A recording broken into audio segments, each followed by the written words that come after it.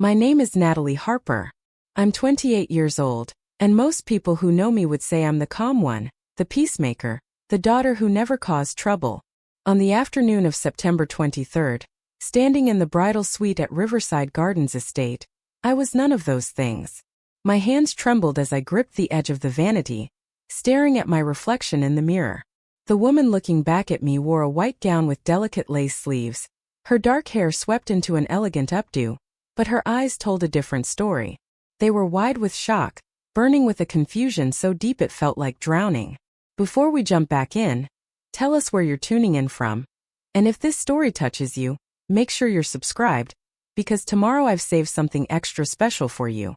30 minutes ago, I had been laughing with my bridesmaids, adjusting the dusty rose sash around my waist, feeling the flutter of anticipation that comes before walking down an aisle toward the person you love. 30 minutes ago, my biggest worry was whether the September breeze would be too cold for an outdoor ceremony. Then my sister Kelsey burst through the door, mascara streaked down her cheeks, her voice cracking as she screamed words that shattered everything. She told everyone in that room that Daniel, my fiancé, the man waiting for me under the willow trees by the river, had gotten her pregnant. She said it with such conviction, such raw emotion, that for a moment the world tilted sideways. The room had gone silent. My best friend Amanda froze with a bouquet in her hands, her mouth falling open. Rachel, Daniel's sister, dropped the veil she'd been adjusting. And my mother, Linda Harper, stood in the doorway behind Kelsey, her face pale but her jaw set tight. What she said next was something I would replay in my mind 1,000 times, each word carving itself deeper into my memory. She looked at me with an expression I couldn't read and said, "Natalie, maybe we should postpone this. We need to figure out what's true before you make a mistake you can't undo." Not a defense of me. Not outrage on my behalf. Just doubt delivered like a knife wrapped in concern. That's when I knew this wasn't just about Kelsey's accusation. This was something deeper. Something that had been building beneath the surface of my family for years. And as I stood there in my wedding dress, feeling the weight of every eye on me, I realized I had two choices. I could crumble under the pressure, let them rewrite my story the way they always had, or I could fight back and discover the truth, no matter how ugly it turned out to be. The morning had started so differently. I woke up in my loft apartment in downtown Lakewood just after sunrise. The kind of golden light that only happens in Oregon autumn streaming through the tall windows. Daniel had stayed at his brother's place the night before, honoring the tradition of not seeing each other until the ceremony. I missed him already, the way he always made coffee too strong and hummed off-key in the shower. My phone buzzed with a text from him, just 4 words and a heart emoji. "Can't wait to marry you." I smiled, pressing the phone to my chest like a teenager, feeling the warmth of those words settle into my bones. Amanda arrived an hour later with bagels and cream cheese from our favorite place on Hawthorne, the paper bag still warm in her hands. We sat cross-legged on my bed, eating and talking about nothing important, the way we had since we were kids growing up 3 blocks apart. She asked if I was nervous and I told her the truth. I wasn't nervous about marrying Daniel. I was nervous about my family. My mother had been tense for weeks, making comments about the wedding being too casual, too small, not impressive enough for the Harper name. My father had stayed quiet, the way he always did when Linda started her campaigns of criticism. And Kelsey had been distant, barely responding to texts, showing up late to the rehearsal dinner with some excuse about traffic. Amanda rolled her eyes when I mentioned Kelsey. She had never trusted my sister. Not since we were 17 and Kelsey told everyone at school that I had cheated on a test. A lie that nearly got me suspended until a teacher reviewed the security footage and cleared my name. Kelsey never apologized. She just shrugged and said she must have been confused, but I saw the flicker of satisfaction in her eyes when she thought no one was looking. That was Kelsey. She needed to be the center of attention, and if she wasn't, she would create a storm to pull focus back to herself. By noon, I was at Riverside Gardens, the estate my mother had insisted on despite my preference for something smaller. The venue was beautiful, I had to admit. Willow trees draped their branches over the lawn, the Willamette River glinting in the background, tables set with sage green linens and centerpieces of white dahlias. The air smelled like cut grass and the faint sweetness of the lavender vanilla cake waiting inside. Daniel's family was already there, his parents greeting guests with warm smiles, his sister Rachel adjusting chairs and making sure everything was perfect. They had welcomed me into their lives without hesitation, treating me like I had always belonged. My family arrived in a storm of tension. My mother swept in wearing a navy dress that was far too formal for the garden setting, her heels sinking into the soft grass as she surveyed the space with a critical eye. My father trailed behind her, nodding politely at people but saying little. Kelsey showed up last, her sunglasses perched on top of her head, her expression unreadable. She hugged me briefly, her arms stiff, and said something about how pretty everything looked. Her voice sounded hollow, like she was reading lines from a script she didn't believe in. The bridal suite was on the second floor of the estate's main house, a bright room with tall windows overlooking the ceremony site. I changed into my dress with Amanda's help, the lace sleeves sliding over my arms, the fabric settling against my skin like a whisper. Rachel fastened the tiny buttons down my back, her fingers steady and sure. We laughed about how Daniel had accidentally called me by his ex-girlfriend's name once, years ago, and how I had made him sleep on the couch for a week even though I wasn't actually mad. These were my people, I thought. The ones who showed up without conditions, who celebrated my happiness without needing to dim it to make themselves feel bigger. Then Kelsey arrived. She didn't knock. She just pushed the door open, her face already red and blotchy, tears streaming down her cheeks. At first I thought something terrible had happened. I stepped toward her, instinct overriding caution, my hands reaching out. "Kelsey, what's wrong? Are you okay?" She looked at me, and in that split second before she spoke, I saw something flash across her face. It wasn't grief. It wasn't fear. It was determination, cold and sharp as a blade. She said it loud enough for everyone to hear. "I'm pregnant, Natalie. And Daniel is the father." The words hung in the air like smoke, thick and choking. I heard Amanda gasp. Rachel's hand flew to her mouth. I stood frozen, my brain struggling to process what Kelsey had just said because it made no sense. Daniel had been with me for 4 years. We lived together. We shared a life. The idea that he would betray me, and with my own sister, was so absurd that for a moment I almost laughed. But Kelsey wasn't laughing. She was sobbing now, her hands pressed to her stomach, her voice rising in pitch. "It happened 2 months ago. I didn't mean for it to happen. I tried to tell you but I couldn't. And now I can't hide it anymore." I found my voice, though it didn't sound like mine. It sounded distant, detached, like it belonged to someone else. "You're lying." Kelsey shook her head, pulling her phone from her purse with shaking hands. She held it up, the screen showing what looked like an ultrasound image, grainy and gray. "I'm 8 weeks along. I have proof." She swiped to another photo, this one showing a piece of paper with the name of a clinic in Portland, a date, and a gestational age estimate. Amanda moved first, stepping between us. "This is insane, Kelsey. You need to leave right now." But Kelsey didn't move. She looked past Amanda, straight at me, her eyes wet but focused. "I'm sorry, Nat. I know this ruins everything, but you deserve to know the truth before you marry him." Rachel was already pulling out her phone, her voice tight with fury. "I'm calling Daniel. He needs to hear this." But before she could dial, my mother appeared in the doorway. Linda Harper had a talent for arriving at the exact moment when her presence would cause the most impact. She stood there in her too formal dress, her hands clasped in front of her, her expression a mask of concern that didn't quite reach her eyes. She looked at me, then at Kelsey, then back at me. Her voice was calm, measured, the tone she used when she wanted to sound reasonable.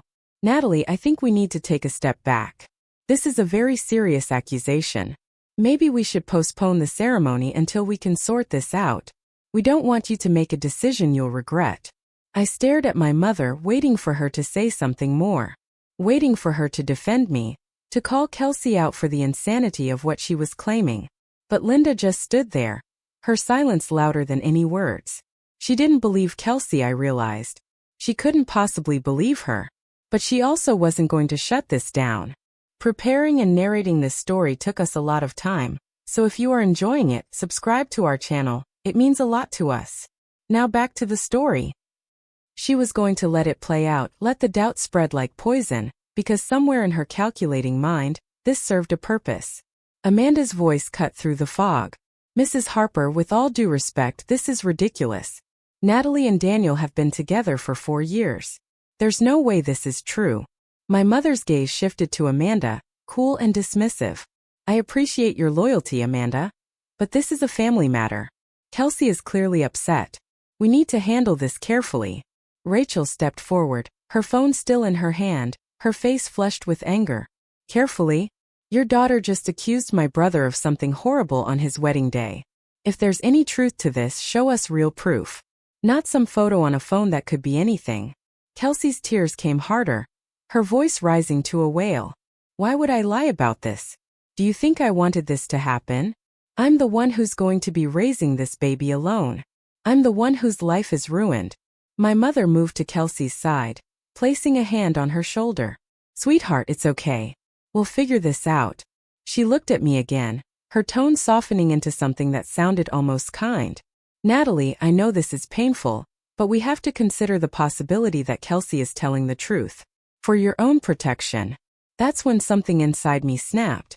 Not into rage, though rage was there, simmering beneath the surface. It snapped into clarity, sharp and bright as shattered glass. I looked at my mother, at the way her hand rested on Kelsey's shoulder, at the way she refused to meet my eyes directly. I looked at Kelsey, at the performance of her tears, at the way she kept glancing at me to gauge my reaction. And I understood. This wasn't about truth. This was about control. This was about making sure I stayed small, stayed uncertain, stayed trapped in the role they had written for me. I took a breath, smoothing my hands down the front of my dress. My voice came out steady, colder than I expected. Get out. Both of you. Kelsey's head snapped up, surprise flickering across her face.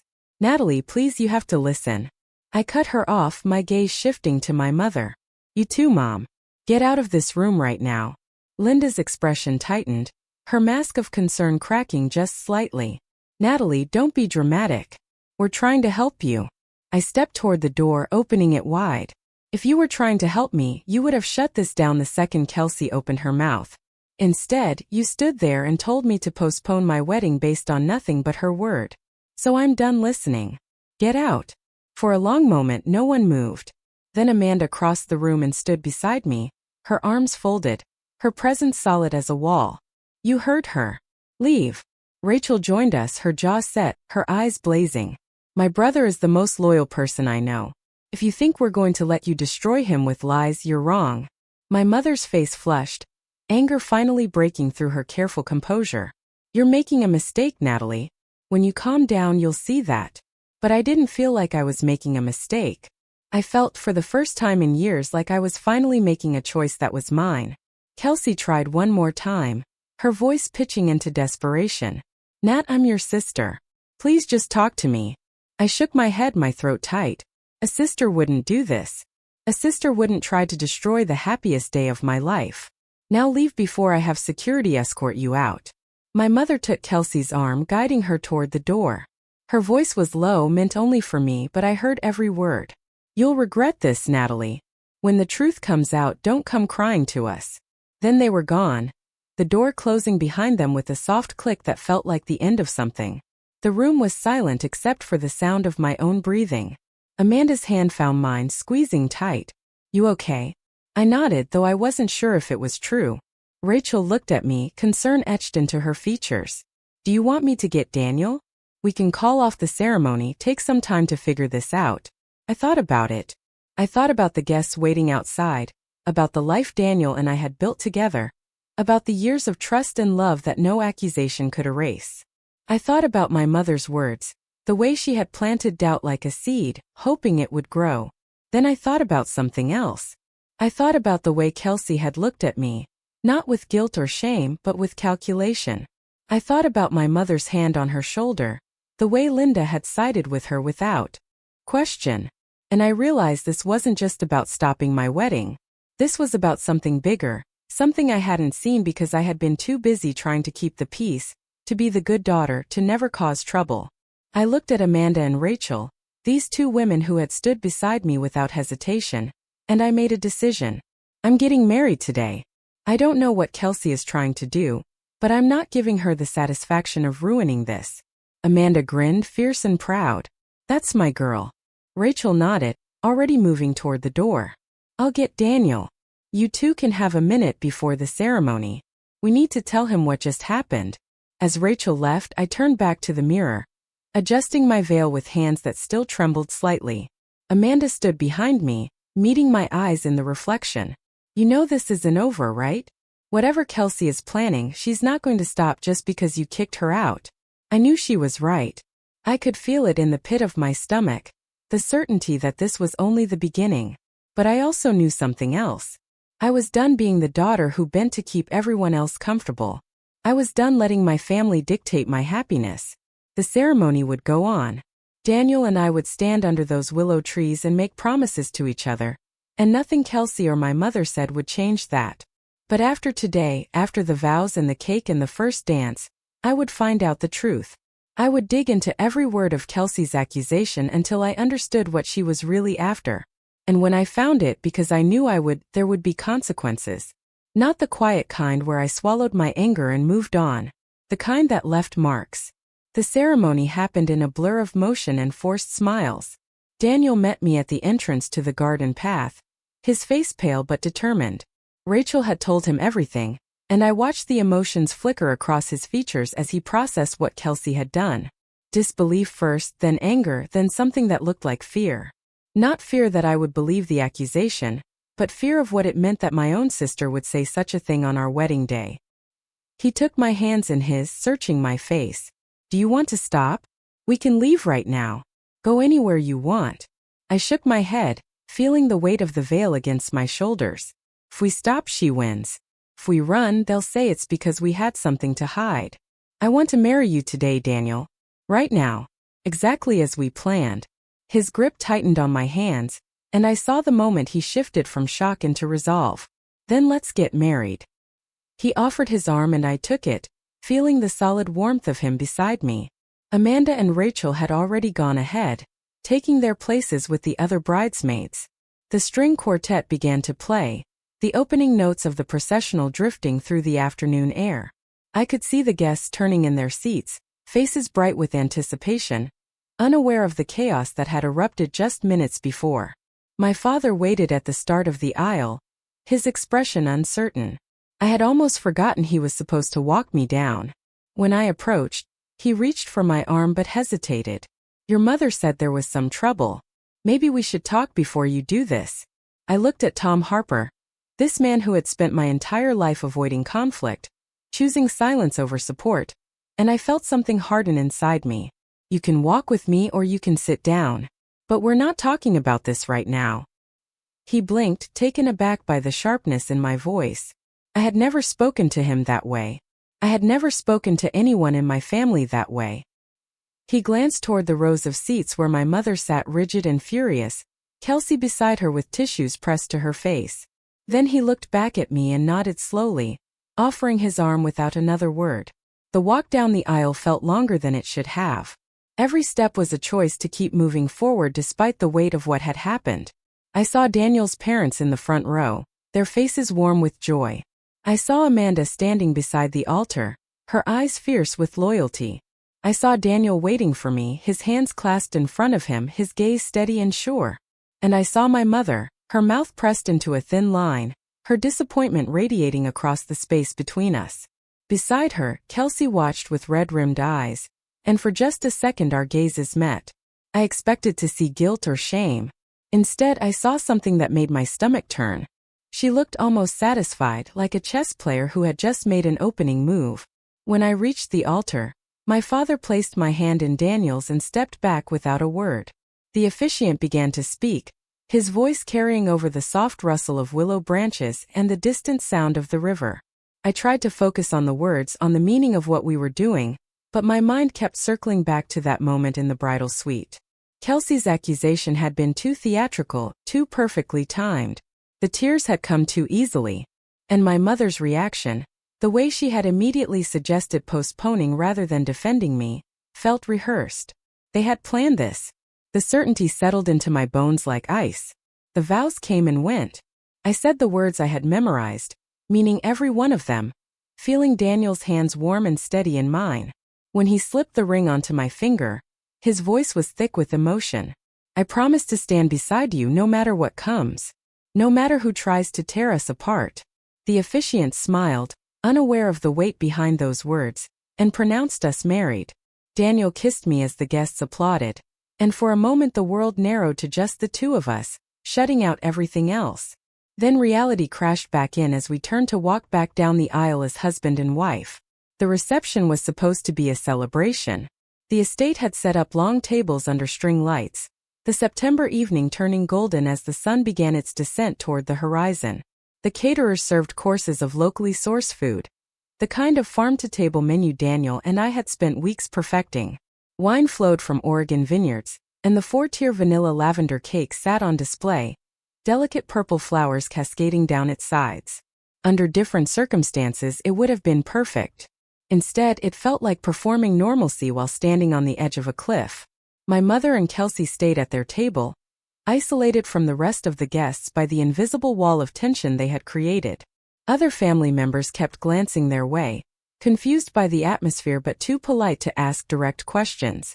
I watched Kelsey lean close to my mother, whispering urgently, her hands gesturing in agitation. Linda nodded, her face a mask of concern, and I knew they were crafting the next phase of whatever plan they had set in motion. My father sat beside them in silence, eating mechanically, his eyes fixed on his plate as though he could will himself. Invisible. Daniel's family, in contrast, had circled their wagons around us.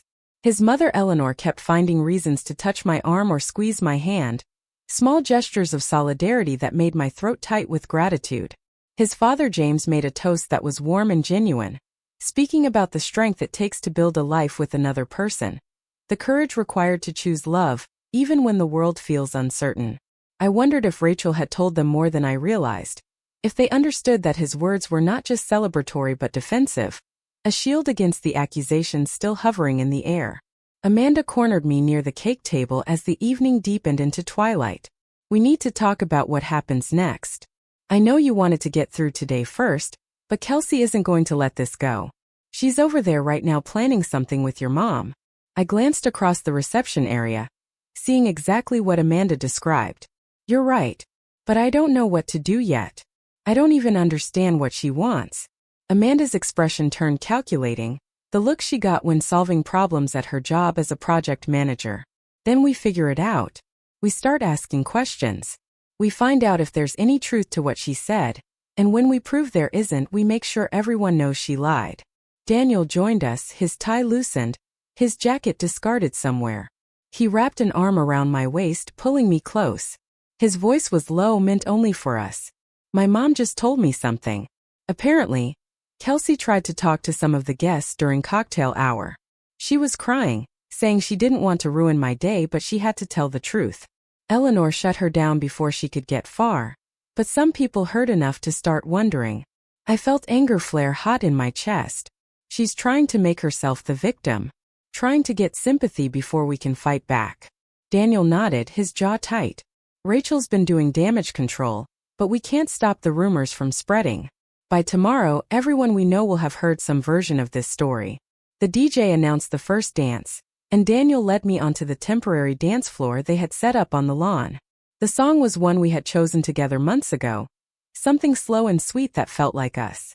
As we swayed together under the string lights, I rested my head against his chest and felt the steady rhythm of his heartbeat. This is real, I thought. This love, this partnership, this choice we made to bind our lives together. Whatever Kelsey was trying to destroy, she couldn't touch this. But even as I thought it, doubt crept in at the edges. Not doubt about Daniel, but doubt about my own judgment. How had I missed the signs that my family was capable of something like this? What else had I been blind to? The reception wound down as the evening grew late.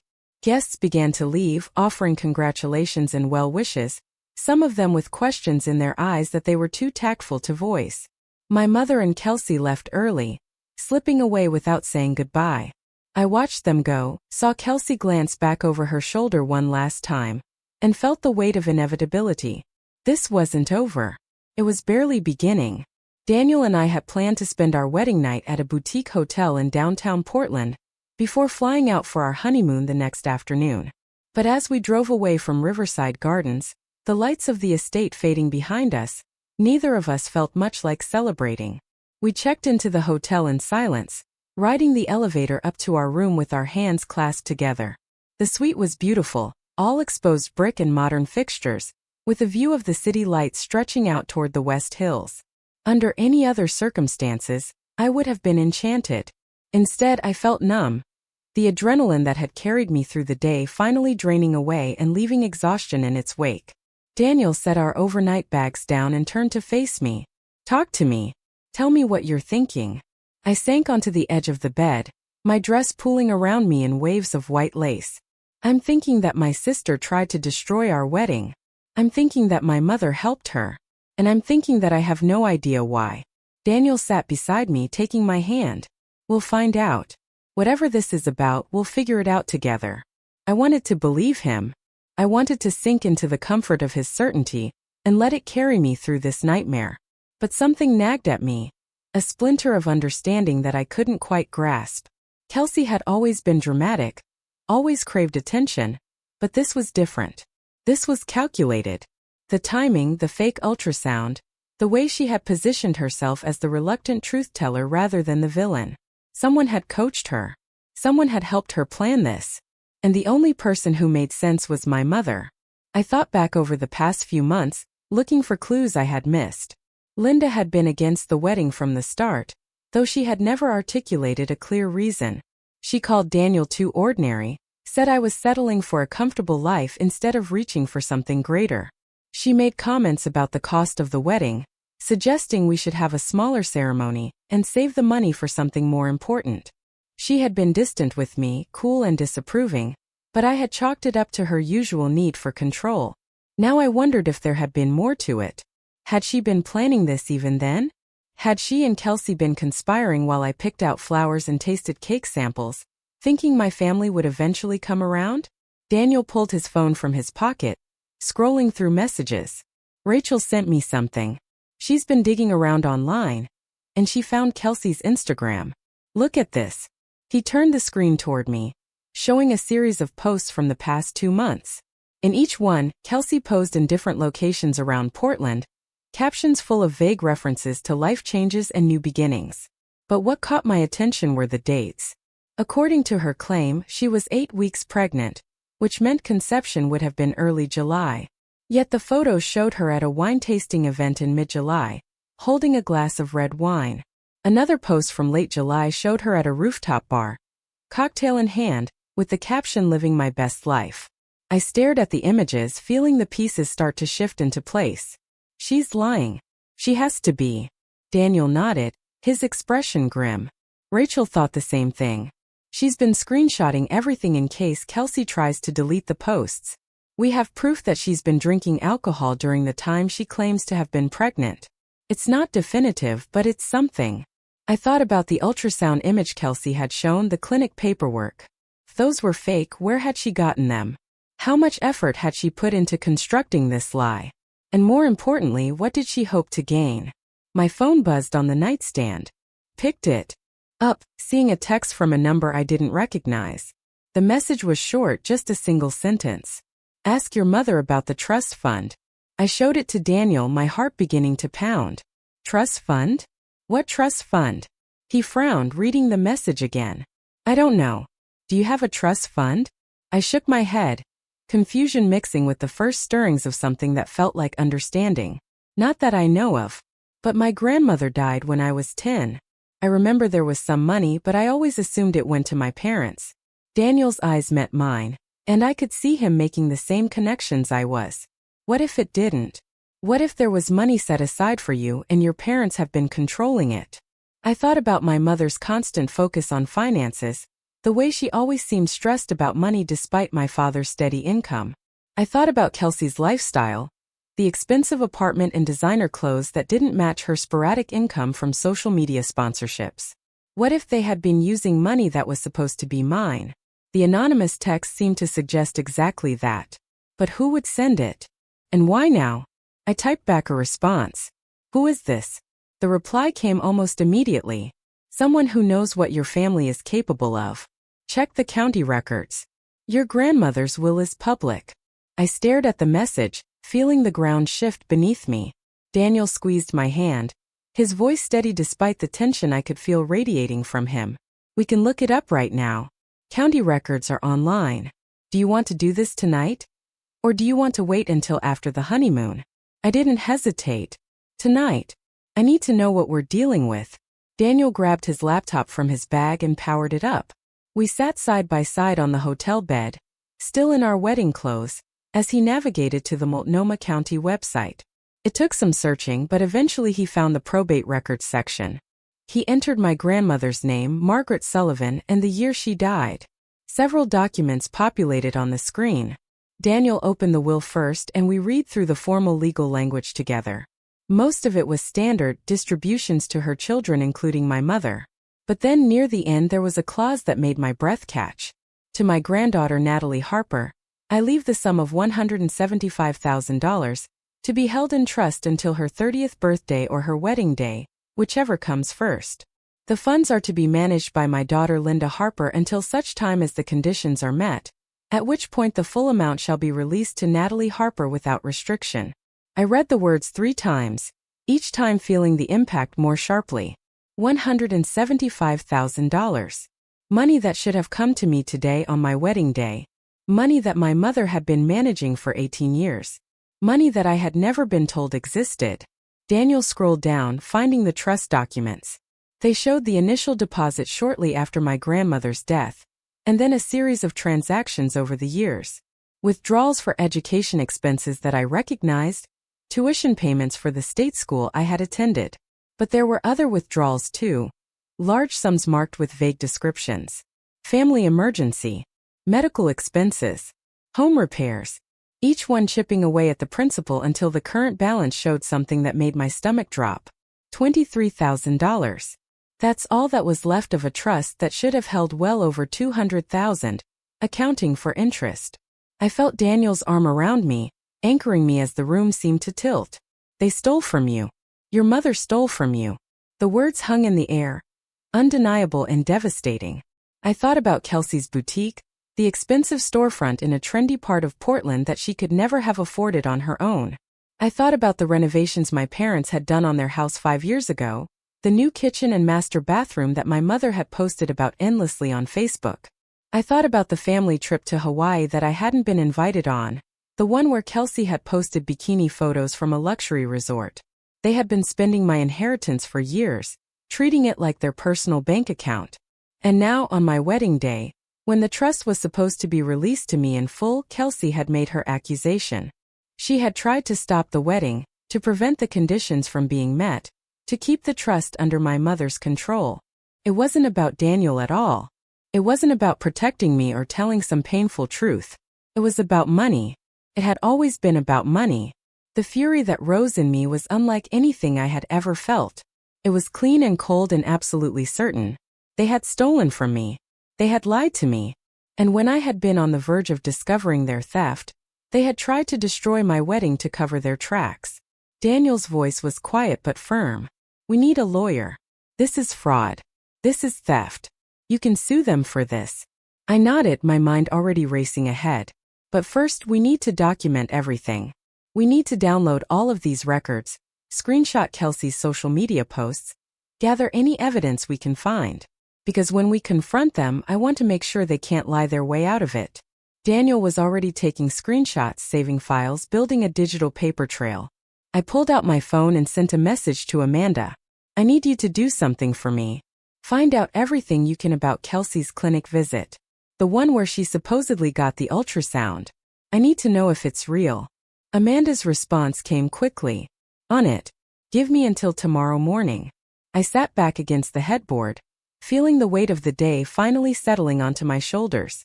My wedding dress felt too tight, the delicate lace suddenly suffocating. I wanted to tear it off, to shed every symbol of a day that had been tainted by my family's greed and manipulation. But I also felt something else, something unexpected. Clarity. For the first time in my life, I saw my family for exactly what they were. Not the picture of success and stability they pretended to project, but people who would sacrifice their own daughter's happiness to maintain their lifestyle. Daniel closed the laptop and set it aside, then helped me out of my dress. We hung it carefully in the closet, this garment I had chosen with such joy now feeling like a costume from a play that had gone horribly wrong. I changed into comfortable clothes and washed the makeup from my face, staring at my reflection in the bathroom mirror. The woman looking back at me was different from the one who had woken up this morning. Her eyes were harder, her jaw set with determination. She had been tested and she had not broken. She had been betrayed and she was not going to let it stand. When I came back into the room, Daniel was on the phone with his sister. I could hear Rachel's voice sharp, with anger, asking questions faster than he could answer. He explained what we had found, the trust fund and the missing money, the timeline that made Kelsey's pregnancy claim impossible. Rachel swore, creative and emphatic, and promised to help however she could. When he hung up, he looked at me with an expression that was both protective and proud. You know this is going to get ugly. Once we start pulling at this thread, your whole family is going to unravel. Are you ready for that? I thought about my mother's face in the doorway of the bridal suite, the calculated concern as she suggested postponing the wedding. I thought about Kelsey's tears, performed with such conviction that for a moment I had almost doubted Daniel despite knowing better. I thought about my father's silence, his lifelong habit of looking away rather than confronting difficult truths. And I thought about the anonymous text, someone out there who knew what my family was capable of and had decided to help me see it too. I'm ready. They made their choice when they tried to ruin my wedding. Now I get to make mine. We didn't sleep much that night. Instead, we sat together in the hotel room, planning our next steps, reaching out to contacts who might be able to help. By morning, we had assembled a team of sorts. Amanda had found the clinic Kelsey had supposedly visited and confirmed that they had no record of her as a patient. Rachel had connected us with a family lawyer she knew from law school, someone who specialized in trust disputes and fraud cases. And the anonymous texter, whoever they were, had sent another message. Your Uncle Greg knows more than he's saying. Ask him about the arguments he had with your mother. Uncle Greg was my mother's younger brother, someone I had always liked but rarely saw. He had moved to Seattle years ago for work, and only came back for major holidays. I remembered him and my mother having a tense conversation at Thanksgiving 2 years ago, voices raised in the kitchen while the rest of us pretended not to notice. At the time, I had assumed it was typical sibling conflict. Now I wondered if it had been about the trust fund, about money my mother was misusing. I pulled up his contact information, hesitating only a moment before calling. The phone rang 3 times before he answered, his voice cautious. Natalie, I heard you got married yesterday. Congratulations. Uncle Greg's voice carried a weight I hadn't noticed before. Something cautious and weary that made me think he had been expecting this call. I thanked him for the congratulations, then got straight to the point. I need to ask you about my grandmother's will. About the trust fund she left for me. The silence on the other end stretched so long I thought the call had dropped. Then Greg exhaled slowly, the sound crackling through the speaker. So you finally found out.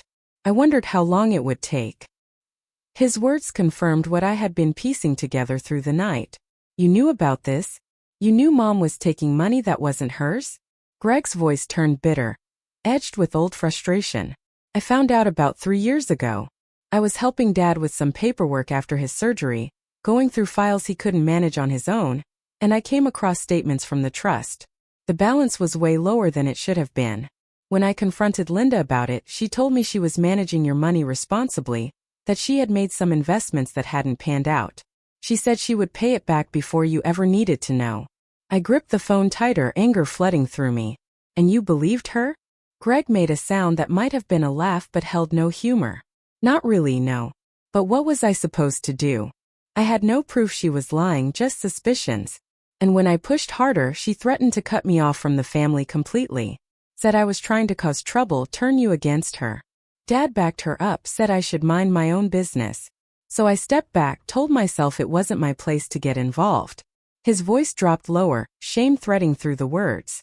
I'm sorry, Natalie. I should have told you anyway. I should have made sure you knew what was in that will. I wanted to be angry with him, but the exhaustion in his voice stopped me.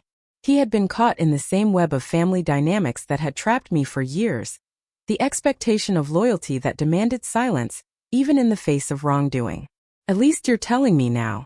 I need to know everything you remember about those statements, about what Mom said when you confronted her. Can you send me any documents you still have? Greg agreed immediately, relief evident that I wasn't shutting him out. I'll go through my files today. I scanned some things back then just in case. I had a feeling it might matter someday. He paused, then added carefully, Natalie, there's something else. That fight I had with Linda at Thanksgiving a couple years ago, it wasn't just about the trust fund. She wanted me to lie for her about something. My pulse quickened. Lie about what? Greg hesitated, and I could almost see him weighing how much to reveal. She wanted me to tell you that your grandmother never really approved of you pursuing creative work, that Margaret thought you should focus on something more practical. It wasn't true. Your grandmother loved that you were artistic. She used to brag about your sketches all the time. But Linda was trying to justify why she pushed you toward accounting instead of design school. She wanted to rewrite history to make her control look like she was honoring your grandmother's wishes. The revelation hit me like a physical blow. My mother had not only stolen my money but had also tried to steal my memories, to twist my grandmother's legacy into a weapon to keep me compliant. I thought about all the times Linda had invoked my grandmother's name when discouraging my dreams, claiming she was just trying to honor what Margaret would have wanted. It had all been lies, carefully constructed to maintain her authority. Thank you for telling me. I managed my voice tight. Send me whatever you have. I'm going to need it. After I hung up, I relayed the conversation to Daniel, who had been listening with growing fury. His hands were clenched into fists, his usually calm demeanor cracking under the weight of what my family had done. This is systematic. It's not just theft, it's gaslighting. They've been manipulating your entire sense of reality for years. I nodded, feeling the truth of it settle into my bones. And Kelsey's accusation yesterday, the fake pregnancy, it was all just one more manipulation to keep me from finding out about the money. Daniel pulled me close, his arms solid around me. We're going to make sure everyone knows what they did. We're going to get your money back, and we're going to make sure they can't hurt you anymore. By late morning, Amanda arrived at the hotel with coffee and a folder full of printouts. She had been up most of the night doing reconnaissance, calling in favors from contacts, tracking down information with the tenacity that made her so good at her job. She spread the documents across the hotel desk, pointing to each one as she explained. The clinic Kelsey claimed to visit doesn't have her in their system. I called pretending to be confirming an appointment, and they said they've never had a patient by that name. The ultrasound photo she showed you is fake. I ran it through a reverse image search and found the exact same image on a medical stock photo site. It costs $12 to download. I stared at the printout of the stock photo, identical to what Kelsey had shown on her phone. She bought a fake ultrasound online and thought no one would check. Amanda nodded grimly. And the paperwork she flashed around? I got a glimpse of it in one of the photos someone posted from the wedding. See this? She pulled up an image on her phone, zooming in on a document barely visible in the background. The clinic name is wrong. The place she claimed to visit is called Portland Women's Health Center, but the letterhead on her paperwork says Portland Women's Wellness Clinic. That's a completely different place, and when I called them, they confirmed they don't do obstetrics. They're a cosmetic dermatology office. Daniel leaned over my shoulder, studying the evidence. So she grabbed the wrong stock image for the paperwork. Didn't even bother to make sure the details matched. Amanda's smile was sharp. Sloppy. But that works in our favor. This isn't just a false accusation, it's fraud. She created fake medical documents. That's a crime. I felt something like satisfaction cut through the anger. We have proof she lied. But I need to understand why she went to such lengths. What did she think would happen if the wedding got cancelled? Amanda exchanged a glance with Daniel, then pulled out another document. That's where it gets interesting. I did some digging into your family's finances. Public records, property records, that sort of thing. Your parents remortgaged their house 6 months ago. I frowned, trying to process the implications. Why would they do that? They've owned that house for 30 years. Amanda tapped the paper. Because Kelsey's boutique was failing. I pulled her business filings. She took out loans to open the place, used your parents as co-signers. When she couldn't make payments, the debt fell back on them. They remortgaged the house to cover her debts and keep the boutique afloat. But it wasn't enough. According to the records, they're 3 months behind on the new mortgage. They're facing foreclosure. The pieces fell into place with brutal clarity. They needed money desperately. The trust fund was the only significant asset they had access to, but it was supposed to be released to me on my wedding day. If the wedding didn't happen, the trust would stay under my mother's control. She could keep taking from it, using it to cover Kelsey's disasters and their own financial collapse. The pregnancy accusation was meant to create enough chaos to stop the ceremony, or at least delay it while they figured out their next move. Daniel's voice was cold with anger. They were willing to destroy your reputation, wreck your relationship, traumatize you on what should have been the happiest day of your life, all to buy themselves more time to steal from you. Amanda gathered the documents back into her folder. So what do you want to do? We have enough evidence to go to the police to press charges for fraud and theft. We can also pursue this through civil court, sue for the missing trust funds plus damages. Or you can confront them privately first, give them a chance to return the money and admit what they did. I thought about my options, weighing them carefully. Part of me wanted the satisfaction of seeing my mother and Kelsey arrested, wanted the public exposure that would strip away their carefully maintained image. But another part of me, the part that still remembered childhood holidays and birthday parties before everything got twisted, hesitated at the idea of sending my own family to jail. Daniel must have sensed my conflict because he squeezed my hand gently. You don't have to decide right now. We can sit with this for a day or two, figure out exactly what outcome you want. But I do think you should talk to that lawyer Rachel connected us with. Get professional advice about the best way to proceed. I agreed, grateful for his steadiness. We called Jessica Hartman, the attorney, and arranged to meet her that afternoon. She listened to our story with the calm focus of someone who had seen family betrayals play out before, taking notes on a yellow legal pad, asking clarifying questions. When we finished, she sat back in her chair and studied us both. This is a strong case. The evidence of misappropriation of trust funds is clear. The false pregnancy claim adds another dimension, especially with the fraudulent documents. If you want to pursue criminal charges, I can help you connect with the right people. But I have to tell you, cases like this are emotionally devastating even when you win. Family court is brutal. Your parents will fight back, probably claim you're being vindictive, or that you misunderstood their intentions. Kelsey will play the victim, say she was confused or under stress. It will get ugly before it gets resolved. I appreciated her honesty, the lack of sugarcoating. What would you recommend? Jessica tapped her pen against the pad thoughtfully. Start with a civil suit for the trust funds. It's cleaner, more straightforward. We can prove the money was misused and demand full restitution plus interest and penalties. That gives your family a chance to settle out of court, return what they took, and avoid criminal prosecution. If they refuse or try to fight it, then we escalate. We bring in the fraud charges, the forged documents from Kelsey's accusation, everything. Make it clear that cooperation is their only good option. Daniel nodded slowly. And what about the wedding venue deposit? They forged Natalie's signature on a cancellation form for a vendor contract. That's got to be illegal too. Jessica's eyes sharpened with interest. They forged your signature? Do you have proof?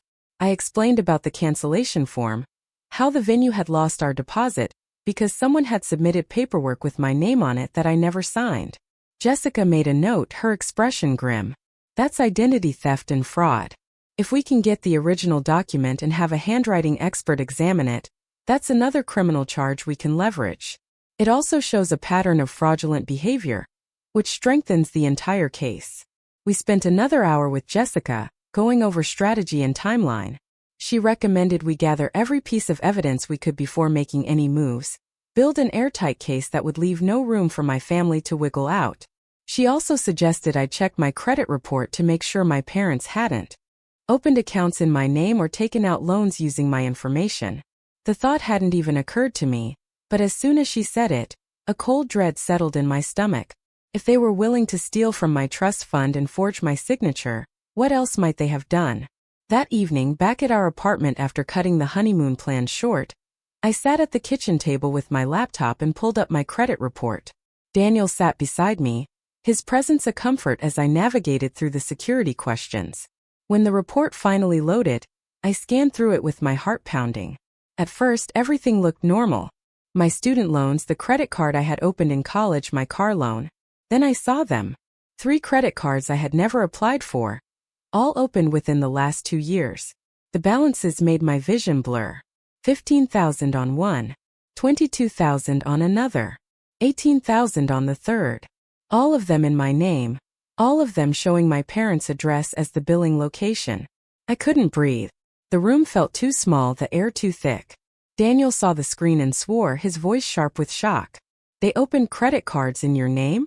That's identity theft. That's a federal crime. I scrolled down, seeing the payment history. Minimum payments made sporadically, enough to keep the accounts from defaulting but not enough to make any real dent in the balances. Interest accumulating month after month. My credit score, which had been excellent the last time I checked 2 years ago, had dropped nearly 100 points. The full scope of what they had done finally crashed over me. It wasn't just the trust fund. It wasn't just the attempted sabotage of my wedding. They had stolen my identity, my financial future, my ability to make a life without being buried under debt they had created. They had used me as a resource to fund their failing ventures and expensive lifestyle, never considering that I was a person with rights and dreams of my own. The betrayal was so complete, so absolute, that for a moment I couldn't feel anything at all. I was numb, floating somewhere outside my body, watching this disaster unfold as if it were happening to someone else. Daniel pulled me against him, and I felt his heart hammering through his shirt. We're going to fix this. I promise you we're going to fix this. I wanted to believe him, but the weight of the debt felt crushing. $55,000 in fraudulent charges. How long would it take to prove I hadn't authorized those cards?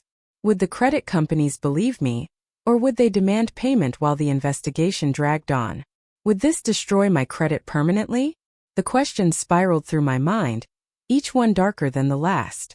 I called Jessica Hartman again, apologizing for bothering her after hours but needing guidance immediately. She listened as I explained about the credit cards, her professionalism giving way to genuine anger. This changes everything, Natalie. This is serious federal crime. Identity theft, credit card fraud. Your parents could face substantial prison time for this. And you need to file a police report immediately. Tonight if possible. The longer you wait, the harder it becomes to prove you weren't involved. Her words jarred me out of my numbness. A police report meant making this official, turning my family over to law enforcement. It meant crossing a line I couldn't uncross. But what choice did I have? If I didn't report it, I would be responsible for debt I never agreed to. I would spend years paying off charges that had funded my sister's failed business and my parents' attempts to maintain appearances. I would be trapped in the same cycle of control and manipulation that had defined my entire life. I looked at Daniel, seeing my own conflict reflected in his face. He wouldn't tell me what to do. This had to be my choice. I thought about Kelsey standing in the bridal suite, fake tears streaming down her face as she accused Daniel of something monstrous. I thought about my mother's calculated suggestion to postpone the wedding, her willingness to sacrifice my happiness to protect her secrets. I thought about the anonymous text sender, someone who had known what my family was capable of and had tried to warn me. I made my decision. I'll file the report. Tonight. Can you help me figure out what I need to do? Jessica talked me through the process, explaining what to bring, what to say, how to document everything. She offered to meet us at the police station, to be there as my attorney while I gave my statement. I accepted gratefully, relieved not to face this alone. Daniel drove us to the precinct, his hand finding mine every time we stopped at a red light. Silent support that meant more than any words could have. The police station was fluorescent and institutional, the kind of place that smelled like burnt coffee and stress. Jessica met us in the lobby, her professional armor fully in place, and guided us through the process of filing a report. The officer who took my statement was a woman in her 40s with kind eyes and a no-nonsense demeanor. She listened without interrupting as I explained everything: the trust fund theft, the forged wedding venue cancellation, the credit cards opened in my name. She asked questions to clarify details, took copies of the documents we had brought, and told me I was doing the right thing by coming forward. When it was done, I had case numbers for identity theft and fraud. The officer explained that detectives would follow up, likely contact my parents for questioning, and that I should be prepared for the investigation to take time.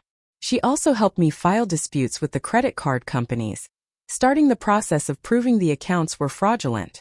It was past midnight when we finally left the station, exhausted and emotionally drained. Jessica walked us to the car, her expression serious. You did the hard part tonight. Now we let the system work. But be prepared for fallout. Your parents will find out about this report. probably within the next day or two. They're going to react and it won't be pretty. I had expected to feel guilt or regret after filing the police report. Instead, I felt something unexpected. Relief. For the first time in my life, I had drawn a line my family couldn't manipulate away. I had chosen my own well-being over their comfort. I had said no in a way they couldn't ignore or dismiss. The consequences would be severe, I knew that. But the alternative was remaining complicit in my own exploitation, and I couldn't do that anymore. Daniel drove us home in the early morning darkness, neither of us speaking much, processing everything that had happened in the past 48 hours. At home, I stood in the doorway of our bedroom looking at the wedding dress hanging in the closet, the symbol of a day that had started with such hope and devolved into chaos. I thought about taking it down, putting it away somewhere I wouldn't have to see it. But something stopped me. That dress represented more than one difficult day. It represented the moment I had chosen to move forward despite my family's sabotage. It represented Daniel beside me, steady and sure. It represented the beginning of a life I was building on my own terms. I left it hanging there, a reminder that I had already survived the worst they could throw at me. The next morning, my phone started ringing before dawn. My mother's number appeared on the screen again and again, each call going to voicemail. Then my father called. Then Kelsey. Then numbers I didn't recognize, probably relatives they had enlisted to pressure me. I listened to one of my mother's voicemails, her voice shrill with panic. "Natalie, what have you done? The police came to our house. They're saying we committed fraud. You need to call them off right now.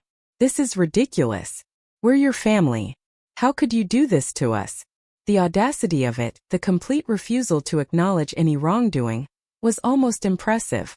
She had stolen from me for years, tried to destroy my wedding, opened credit cards in my name, and somehow I was the one in the wrong for seeking justice. I deleted the voicemail without responding. Daniel found me in the kitchen staring at my phone. "They're trying to contact you?" I nodded, showing him the call log. He took the phone gently from my hands. "You don't have to answer. You don't have to engage with them at all. Let Jessica and the police handle it from here." But the calls kept coming. Text messages flooded in, ranging from desperate pleas to angry accusations. My father sent one that said simply, "You're tearing this family apart." Kelsey's messages were more dramatic, claiming I had ruined her life, that she was suicidal and it was my fault. I recognized the manipulation tactics they had always used, the guilt trips and emotional blackmail designed to make me fold. But something had shifted. The tactics that had worked for 28 years suddenly had no power. I saw them for what they were, transparent attempts to regain control, and I felt nothing but contempt. Amanda came over that afternoon, bringing takeout and moral support. She had heard from mutual acquaintances that my family was spreading their version of events, claiming I had turned on them over a misunderstanding, that I was being influenced by Daniel, that I was having some kind of breakdown. The rumor mill was churning, and I knew I would have to address it eventually. But for now, I focused on the investigation. The detective assigned to my case called to schedule an interview, wanting to go through everything in detail. Jessica attended with me, helping me navigate the questions, ensuring I had legal protection throughout the process. The detective was thorough, pulling phone records, bank statements, and transaction histories. She confirmed that the trust fund had been systematically drained over years, with withdrawals that clearly violated the terms of my grandmother's will. She subpoenaed the credit card statements, tracking charges that included everything from luxury vacations to deposits into Kelsey's business accounts.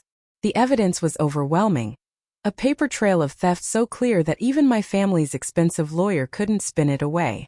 2 weeks after filing the police report, I sat in Jessica Hartman's office with Daniel beside me, reviewing the formal charges the district attorney had decided to pursue.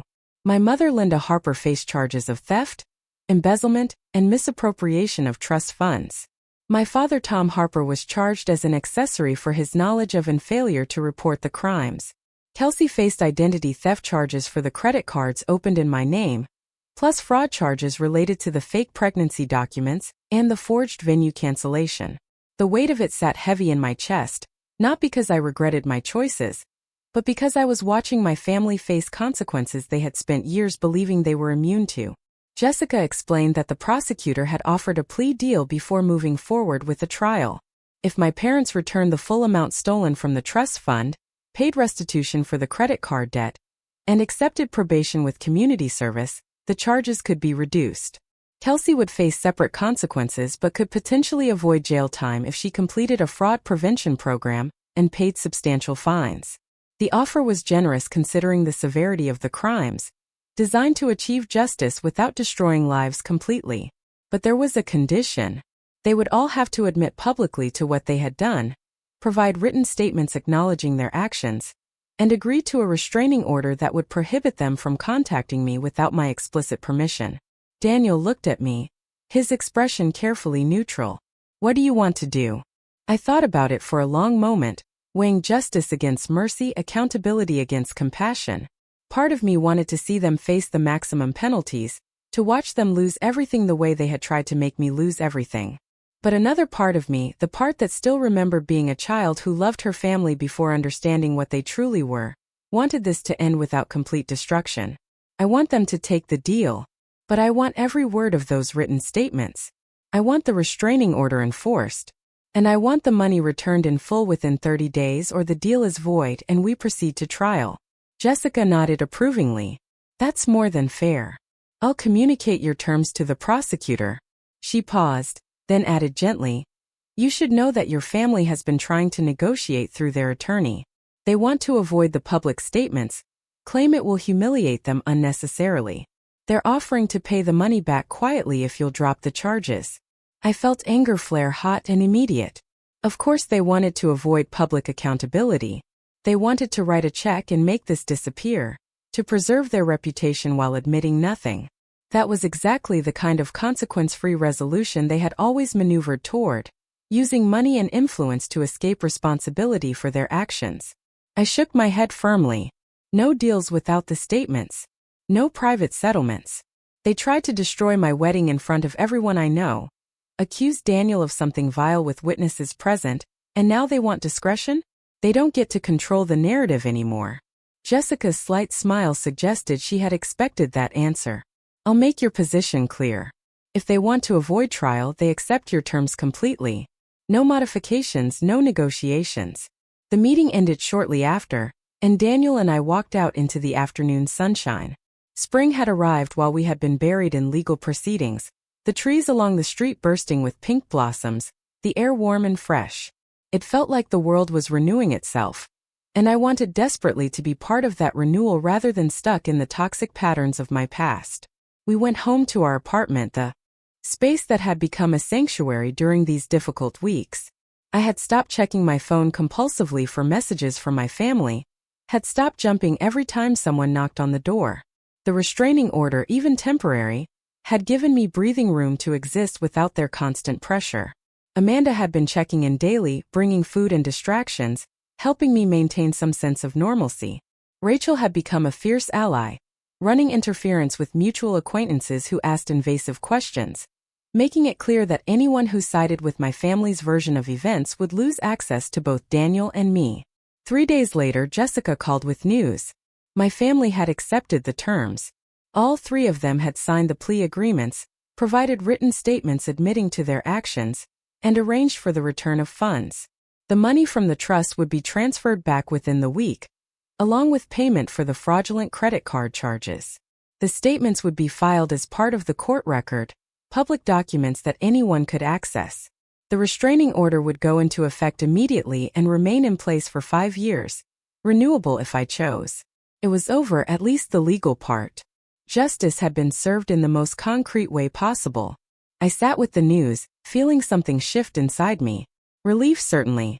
Vindication that the system had worked, that evidence and truth had prevailed. But also grief. A deep and complicated sadness for what my family could have been and never would be. I grieved the mother who might have celebrated my wedding instead of trying to sabotage it. I grieved the sister who might have been my friend instead of my rival and thief. I grieved the father who might have protected me instead of choosing cowardice and complicity.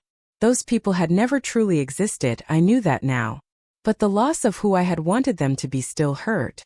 Daniel found me crying that evening. Not dramatic sobs but quiet tears that slipped down my cheeks as I sat on the couch staring at nothing. He didn't ask questions, just pulled me close and let me grieve. When I finally spoke, my voice was rough. I know I did the right thing. I know they deserved consequences. But it still feels like losing something. He kissed the top of my head, his arms solid around me. You lost something a long time ago. You just didn't realize it until now. What you're feeling isn't about losing them. It's about finally admitting they were never what you needed them to be. His words settled into me with the weight of truth, painful but necessary. The written statements arrived by courier the next day. Official documents with legal seals and notarized signatures. I read them alone in my home office, needing to face the words without an audience. My mother's statement was clinical, stripped of emotion, admitting to unauthorized withdrawals from the trust fund over a period of 17 years for purposes not aligned with the trust's intentions. She acknowledged that the money had been used for personal expenses and to support her daughter Kelsey's business ventures. She admitted to forging my signature on the wedding venue cancellation to prevent the trust from being released to me as specified in the will. The words were carefully crafted by her attorney to minimize her culpability while technically admitting guilt, but they were there in black and white, undeniable. My father's statement was shorter, acknowledging his awareness of my mother's actions and his failure to report them or stop them. He claimed he had believed Linda would restore the funds before they were needed, that he had trusted her assurances that everything would be resolved. It was a weak defense, the same pattern of conflict avoidance that had defined his entire life, but at least it was an admission. He closed with a single line that felt like it might have been his own words rather than his lawyer's script. I failed you as a father and I am sorry. The apology rang hollow after years of enabling my mother's control, but I acknowledged it existed before setting his statement aside. Kelsey's statement was the most revealing. She admitted to opening credit cards in my name using information obtained from our parents' home, where family documents were stored. She acknowledged that the charges on those cards were made by her for personal use and to cover business expenses for her boutique.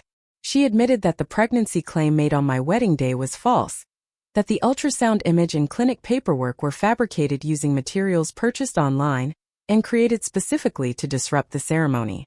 She stated that her intention was to prevent the wedding from occurring so that the trust fund would remain under our mother's control, from which she had been receiving financial support. What struck me most was the complete absence of remorse in Kelsey's statement. Unlike our parents who had at least made token gestures toward apology, Kelsey's admission read like a technical description of actions taken, devoid of any acknowledgement that she had harmed me. She had committed fraud, identity theft, and emotional cruelty, and her statement might as well have been a grocery list for all the feeling it contained. I realized then that Kelsey had never seen me as a person. I was a resource to her, something to be used when convenient and discarded when not. Whatever sisterly bond one had imagined between us had been entirely one-sided, my own projection of what I wanted rather than recognition of what actually existed. I filed the statements away in a folder marked legal documents, closing the drawer with a sense of finality. These pieces of paper represented the end of one chapter and the beginning of another. The money began returning in installments over the following week. First, the trust fund balance, which came with accumulated interest and penalties that brought it close to its original value. Then payments for the credit card debts, clearing my name with the credit bureaus, and beginning the process of restoring my credit score. Jessica had negotiated aggressively, ensuring that every dollar taken was accounted for, and returned with additional compensation for the damage caused. With the financial pieces falling into place, I turned my attention to rebuilding. Daniel and I had postponed our honeymoon indefinitely when everything erupted, but now we decided it was time to take that trip. We chose somewhere we had never been, Iceland with its dramatic landscapes and northern lights, a place that felt far enough away from Lakewood to provide genuine escape. The week we spent there was healing in ways I hadn't anticipated. The stark beauty of the glaciers and volcanic beaches, the warmth of the thermal pools under cold skies, the long conversations we had about the future we wanted to build together. All of it helped me begin to let go of the weight I had been carrying. When we returned, I made a decision that had been forming in the back of my mind for weeks. I pulled out my old camera, the vintage Canon that had been my grandmother's gift when I was 16, the one I had put away when my mother insisted I focus on practical pursuits. I spent an afternoon cleaning it, replacing the battery, loading it with film. Then I took it outside and started shooting, capturing the spring blooms in our neighborhood, The way light filtered through new leaves, the small moments of beauty that existed everywhere if you looked. The viewfinder felt familiar in my hands, like returning to a part of myself I had abandoned. Amanda noticed the camera when she came over for dinner that weekend. I didn't know you still had this. I thought your mom made you get rid of it. I shook my head, running my fingers over the worn leather. I hid it. Couldn't bring myself to throw it away completely, so I buried it in a closet and pretended I had moved on. Amanda picked up some of the prints I had developed, studying them with the careful attention she brought to everything. These are really good, Nat. Have you thought about doing something with photography again? The question hung in the air, loaded with possibility. I had thought about it, late at night when I couldn't sleep, in quiet moments when I let myself imagine a life different from the one I had been living. I enrolled in a photography course at the community college the following week, evening classes that fit around my remote work schedule.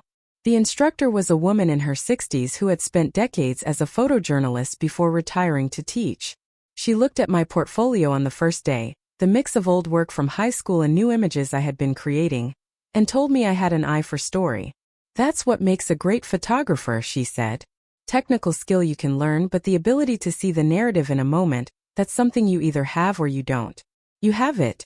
Her words planted themselves in my chest, taking root in soil that had been barren for too long. The class became a refuge, a space where I was valued for my creativity, rather than my compliance. I met other students who were pursuing art despite obstacles, people who had delayed their dreams for years because of family expectations or financial pressures or fear of failure. We shared our stories over coffee after class, building a community of support that felt nothing like the toxic dynamics I had escaped. One woman in her 40s had just left an abusive marriage and was learning photography as part of reclaiming her identity.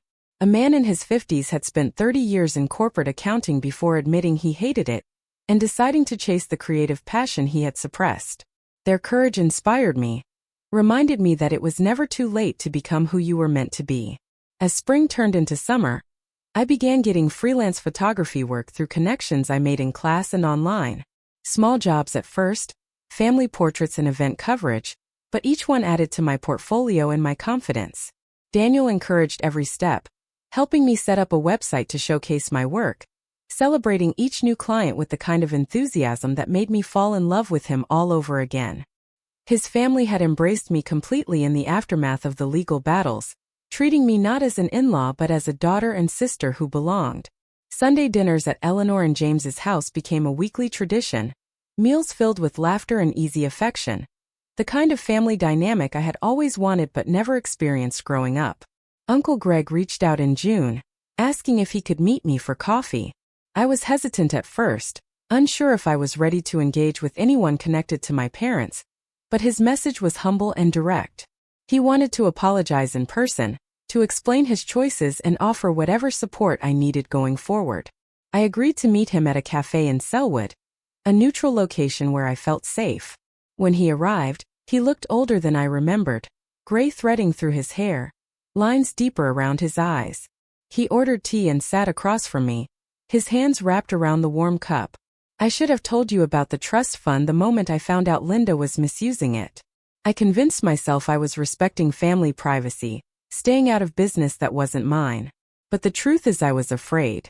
Afraid of the conflict, afraid of being cut off from the family, afraid of making waves. And my cowardice allowed Linda to keep stealing from you for years. I'm sorry, Natalie. I failed you. His apology was more genuine than anything my parents had offered, carrying the weight of real regret. I accepted it, not because it erased what had happened, but because his honesty deserved acknowledgement. We talked for over an hour, and by the end, I felt like I had reclaimed a piece of family that wasn't toxic, someone who saw me clearly and chose to do better. The 5-year restraining order meant my parents and Kelsey couldn't contact me directly, but they found ways to make their presence felt. They showed up at public events they knew I might attend, staying just far enough away to comply with the legal requirements but close enough to be visible. They sent messages through relatives who weren't covered by the restraining order, trying to guilt me into reconciliation. My mother apparently told anyone who would listen that I had abandoned the family over a simple misunderstanding, that I was being manipulated by Daniel, that she had only ever tried to help me and this was how I repaid her. The revisionist history was predictable, a last desperate attempt to control the narrative. But I had my own narrative now, built on truth and evidence and the support of people who genuinely cared about my well-being. I started a blog about my photography journey, sharing not just images but the story behind them, the process of reclaiming creativity after years of suppression. The response was overwhelming. Messages from strangers who resonated with the themes of breaking free from family control and pursuing delayed dreams. Some of them shared their own stories of financial abuse by relatives, of forged documents and stolen identities, of the long road to recovery and justice. I realized my experience, as painful as it had been, could serve a purpose beyond my own healing. It could help others recognize the warning signs and find the courage to protect themselves. By the time autumn arrived again, a full year after the wedding that had changed everything, I was living a life I had once thought impossible. Daniel and I bought a small house in the Selwood neighborhood, a craftsman bungalow with a front porch and a yard where we planted a garden. I converted the basement into a darkroom and studio space, investing in equipment with money from the restored trust fund. My photography business was growing steadily, enough that I was considering leaving my remote graphic design job to pursue it full-time. The woman I saw in the mirror each morning was different from the one who had stood in a bridal suite a year ago, shocked and betrayed. She was stronger, clearer, more certain of her own worth. The anniversary of the wedding came on a Saturday, golden September light filtering through the same kind of afternoon we had chosen for the ceremony. Daniel suggested we do something to mark the occasion, not dwelling on the trauma but celebrating what we had built despite it. We invited our chosen family, Amanda and Rachel and Uncle Greg, and a handful of close friends, to our house for dinner. It wasn't fancy, just good food and better company, laughter and stories shared around our dining room table. At one point, Daniel stood and raised his glass, his eyes finding mine across the table. A year ago today, we got married under difficult circumstances. But every day since then, we've chosen each other again. And that's what marriage really is. Not one ceremony but 1,000 daily choices to show up for each other. Here's to choosing each other today and always. Everyone drank to the toast, and I felt tears prick my eyes, but they were good tears, the kind that came from happiness rather than pain. After dinner, as we cleaned up together in the kitchen, Amanda cornered me with a knowing smile. "You're different now. More yourself than I've ever seen you." I thought about her words, rolling them around in my mind.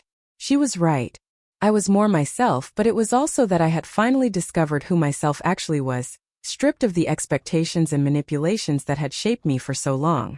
I'm still figuring out who that is, I admitted. But at least now I get to decide instead of having someone else decide for me. The legal case had officially closed in August, all terms of the plea agreements fulfilled, all money returned, all conditions met. My family had scattered to different corners of their lives, dealing with their own consequences. I heard through the gossip network that my parents had sold their house to cover debts, downsizing to a small apartment across town. Kelsey had moved to Seattle after her boutique closed permanently, trying to reinvent herself yet again. My father had retired early, his health suffering under the stress of the legal proceedings. My mother had withdrawn from all her social organizations, unable to face the judgment of people who had once admired her. Part of me felt satisfaction at their downfall, but mostly I felt nothing. They were strangers now, people whose choices had led them to predictable ends. The anonymous person who had sent me that first text, the one about the trust fund, never revealed their identity. I suspected it might have been Uncle Greg or perhaps someone who worked in my father's office who had seen documents they weren't supposed to see. Whoever they were, their intervention had been the catalyst that set everything else in motion. Sometimes I thought about sending a message to that number, thanking them for their courage in speaking up. But I never did, deciding instead to honor their choice to remain anonymous by paying forward their kindness to others who might need similar help. I began volunteering with a legal aid organization that helped victims of financial abuse, using my story to educate people about the warning signs and resources available. The work was emotionally demanding but deeply fulfilling, giving purpose to the pain I had endured. I met people in various stages of breaking free from controlling families, some just beginning to recognize the abuse, others deep in legal battles, and a few emerging on the other side into lives they were building on their own terms. Each person reminded me why fighting back had mattered, why holding my family accountable had been necessary not just for me, but as a statement that such behavior wouldn't be tolerated. Christmas approached with its complicated emotions, the first major holiday I would spend completely separate from my biological family. Daniel's parents invited us to their celebration, and we accepted, but I felt the absence keenly. Not an absence of the people themselves but of the idea of them, the family I had wanted them to be. Amanda came over on Christmas Eve, knowing I might need support, and we sat by the tree in our living room drinking wine and talking about new traditions. You get to decide what family means now, she told me. You get to choose who you celebrate with, who you invest in, who gets access to your life. That's the gift in all of this, the freedom to choose. She was right, though freedom was both exhilarating and terrifying. For so long my family had been a weight I carried, oppressive but familiar. Without that weight I sometimes felt unmoored, uncertain how to navigate spaces where I had complete autonomy. But gradually I learned to trust my own judgment, to make decisions based on what I wanted rather than what others expected. I said no to opportunities that didn't serve me, even when they looked impressive on paper. I said yes to chances that scared me but aligned with my values. I built friendships with people who saw me clearly and celebrated who I was rather than trying to reshape me into someone more convenient. The photography work led to an unexpected opportunity in the spring, 18 months after the wedding. A local magazine was looking for someone to document stories about people rebuilding their lives after major setbacks. The editor had seen my blog and liked my approach, the way I combined visual storytelling with personal narrative. She offered me a contract for a series of features, a chance to work as a photojournalist telling the kinds of stories I cared about. It was exactly the career I had dreamed of as a teenager before being steered toward something more practical. Accepting the job felt like completing a circle, returning to the path I was meant to be on before my family had derailed me. Daniel and I talked about starting our own family eventually, children we could raise without the toxic patterns that had scarred my childhood. The idea was both appealing and frightening, the responsibility of breaking generational cycles feeling immense. But I had good examples now in Daniel's parents, in friends who were thoughtful and intentional about their parenting, in the therapist I had started seeing to process the trauma and ensure I didn't perpetuate damage. I knew I would make mistakes, all parents did, but I was determined they would be different mistakes, made from a place of love rather than control. The restraining order still had years remaining, and I had no intention of lifting it early. The physical distance between my family and me was necessary protection, a boundary that allowed me to heal without constant interference. Sometimes I wondered if they had changed, if they had learned anything from the consequences they faced. Uncle Greg mentioned once that my mother had started therapy, though whether that was genuine growth or just another attempt to rehabilitate her image, he couldn't say.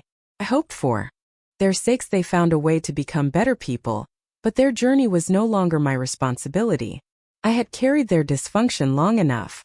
On a warm evening in late May, nearly 2 years after the wedding, I stood in a gallery in downtown Portland at the opening of my first solo photography exhibition. The walls were lined with images from my series on resilience, portraits of people who had overcome various forms of adversity. Each photograph was paired with a brief narrative, the subject's story in their own words. The exhibition had drawn a substantial crowd, strangers and friends mingling together, studying the work, engaging with the stories. Daniel stood beside me, his pride evident in every smile and squeeze of my hand. Amanda found me near the back of the gallery, her eyes bright with emotion. I remember when you used to sketch in notebooks during study hall, hiding them when your mom came to pick you up. I remember you talking about wanting to tell stories through images. And now look at this. She gestured at the gallery, at the evidence of dreams realized despite every obstacle. You did it, Nat. You actually did it. Her words hit me with unexpected force, tears rising that I quickly blinked away. I did do it. Not in the timeline I had originally imagined, not without detours and setbacks and betrayals that nearly destroyed me. But I had arrived at a place where my work mattered, where my voice was heard, where my creativity was valued rather than suppressed. Uncle Greg came to the exhibition too, bringing his partner whom I hadn't met before. They walked through slowly, reading every narrative, studying every image. When Greg finally approached me, his expression was thoughtful. Your grandmother would be so proud of you. Not just for this, he gestured at the gallery, but for everything. for standing up for yourself, for building this life on your terms, for becoming someone who helps others find their way. That's her legacy living through you. Not the money they stole, but the strength and creativity she saw in you from the beginning. His words settled into me, reframing my grandmother's gift. The trust fund had mattered, and fighting to reclaim it had been necessary. But the real inheritance was something deeper. A permission to be fully myself that she had granted long before she died. The evening wound down eventually, guests departing with promises to follow my work, several people asking about commissioning their own portrait sessions. The gallery owner was thrilled with the turnout, already talking about future exhibitions and possible collaboration with other venues. Daniel and I were the last to leave, walking through the space one final time before the lights went down. He pulled me close in the empty gallery, his voice soft. "I'm so proud of you. Not just for tonight, but for every choice you've made to get here. For refusing to stay small, for fighting back when they tried to bury you, for building something beautiful out of all that pain. You're the strongest person I know."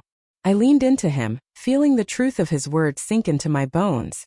I was strong, though strength had looked different than I expected. It wasn't loud or aggressive, wasn't about dominating others or seeking revenge beyond what justice required.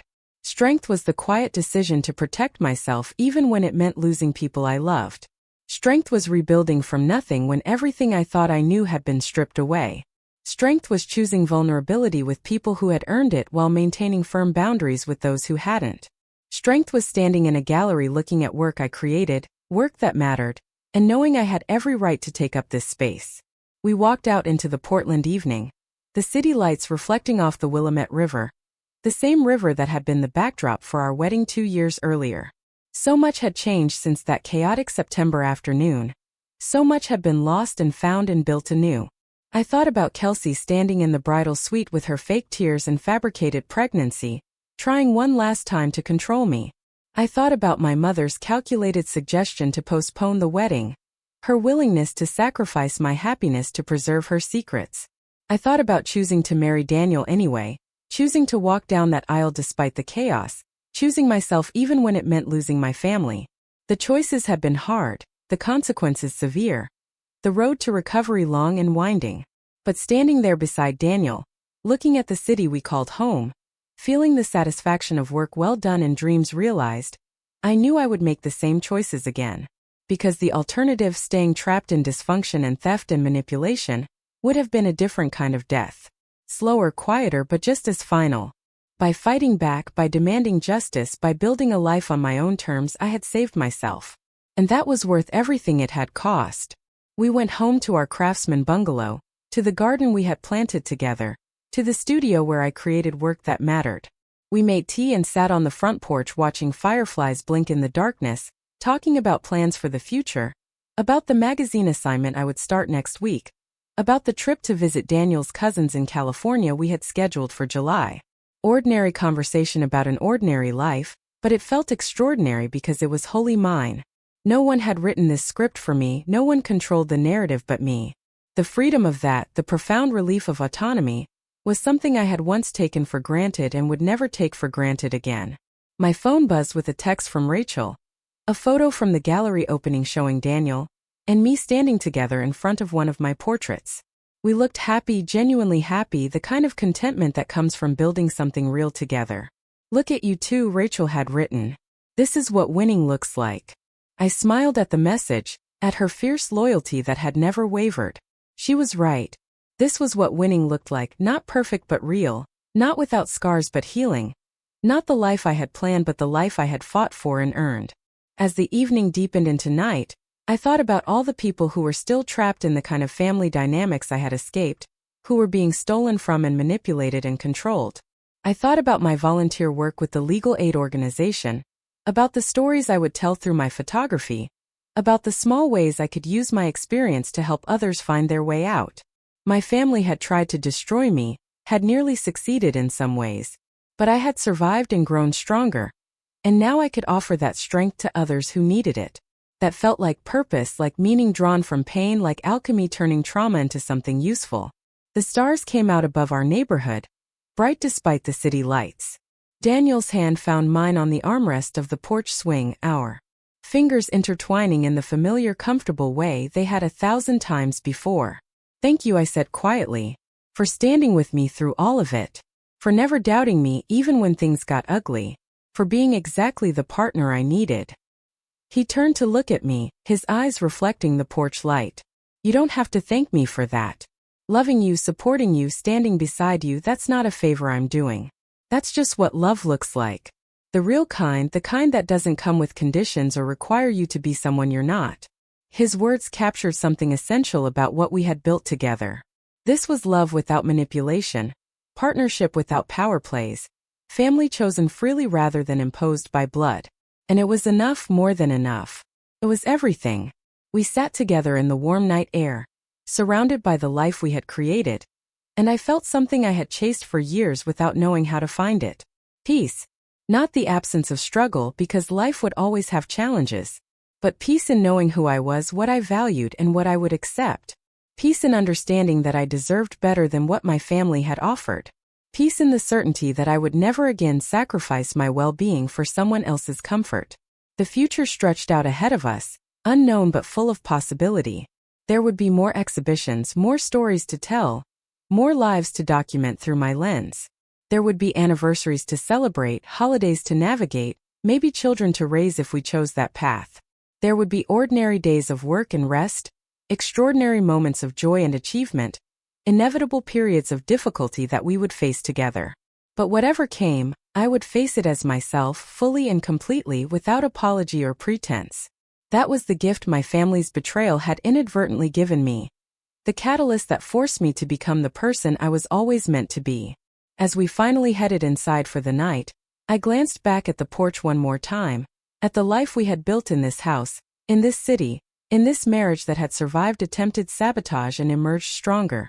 I thought about sending one final message to my family, something definitive and closure-bringing. But then I realized they didn't deserve even that much attention. The best response to their years of control and theft wasn't words but this, the life I was living without them, the success I had achieved despite them, the happiness I had found by choosing differently than they ever would. That was the ultimate answer to everything they had tried to do to me.